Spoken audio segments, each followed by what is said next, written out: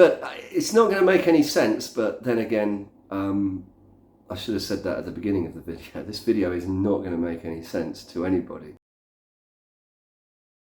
I haven't made a video for the whole year, and I haven't been working much. I haven't been working much for the last couple of 3 years, and maybe I'd slowed down before that. Before that, I had been working. I couldn't tell you how many hours I've been working a week because I never used to sort of calculate that, but I used to do a lot because I used to create a lot of content. I used to write a blog post every week. I used to make videos almost continually because I tried to put a course out every 2 weeks or something like that, and I used to write books as well. So I was writing books, making courses, creating free content like videos on YouTube and blog posts. I was doing a lot of other things as well. I mean, I was starting businesses, working for clients occasionally, but I gradually got rid of them because I enjoyed the passive income of creating products and then just watching the money come in. And I've made other videos trying to explain why I did this.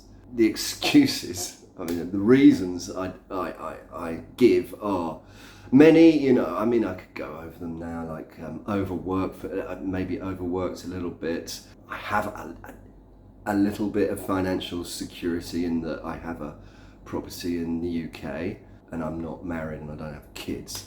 I mean, another reason was that I was in Thailand and I had access to sort of a very easy and nice life here in Chiang Mai, where I just spent the last couple of days meeting friends, playing guitar, going out, going to the gym, having lunch with people, and just generally having a really great time. And it doesn't make for a good video. This isn't like the videos I used to make where I was trying to explain what I did to make money and trying to help people. I used to really enjoy the content I used to make. I still get emails from people saying that I've helped them. And, you know, that's great. First thing to say is what I'm doing is incredibly stupid. Incredibly stupid. I wouldn't recommend anyone just gives up on their income at the age of 50. It's just the most incredibly stupid thing, but it's what I do. I've had moments in my life in the past where this has happened. It's sort of a self-inflicted economic wound, if you like. For example, I gave up my only job when I was about 22. I only ever had one job, and I hated it so much. I was a picture researcher on a magazine for the over 50s, and I was 22, and everyone else in the office was female and pushing, very quite old. I didn't really enjoy the office lifestyle. You know, you just did what everyone was frightened of the boss, and yeah, it's very difficult. I found it with my qualifications. I found it very difficult to get a nice job. I don't think I would have liked a better job anyway. I was probably have hated that just as much as I hated that other job.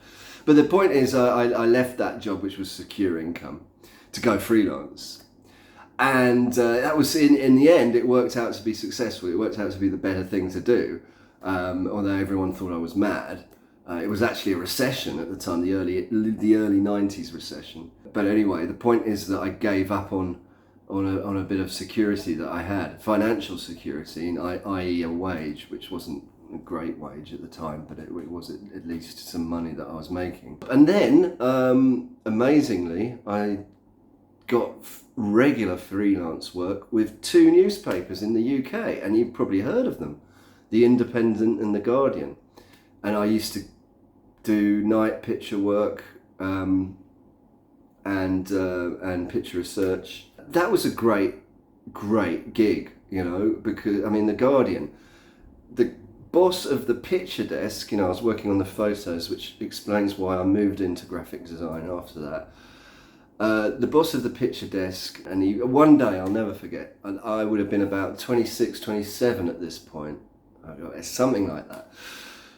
And he offered me a job in the Guardian on the picture desk, which means, you know, you just get the photos in and put them in the newspaper for the next day. The way you refer to the department that does photography in the newspaper used to be called the picture desk, and the department for the foreign news was the foreign desk, and the department from the home news was the home desk, and there was a sports desk. So everything was a desk, even though it wasn't literally one desk. It was a department of people in an open planned office with lots of desks. But that was just the way they were talking about it.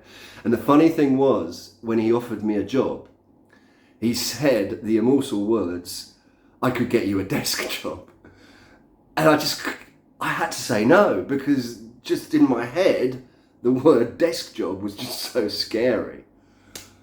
And people thought I was crazy to turn that down, and they were right. I was crazy, because that would have been a job for life, and it would have given me opportunities as well. Quite easily, I could have got work published in The Guardian, because I would have met editors, and I'm not a bad writer. I could have done that, or I could have just pursued a career on the picture desk in UK newspapers, which is it's not great money, but other people would have given their right arm for that job. And then later, I left England and went to Portugal to work as an English teacher. And that just completely destroyed all my connections with the newspaper industry, because if you just don't turn up for a year, then people are going to forget about you and consider you to be unreliable, quite reasonably.